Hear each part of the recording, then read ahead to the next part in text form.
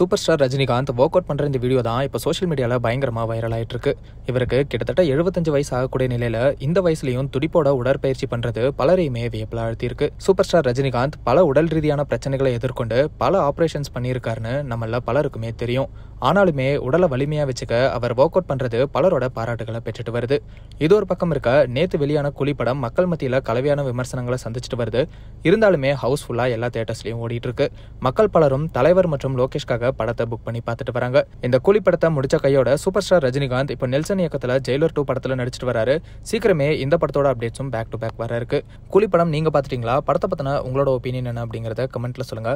அந்த மாதிரி cinema, serials and ட்ரெண்டிங்கான அப்டேட்ஸை பத்தி தெரிஞ்சுக்க நம்ம ட்ரெண்டாக் சேனலை சப்ஸ்கிரைப் பண்ணுங்க.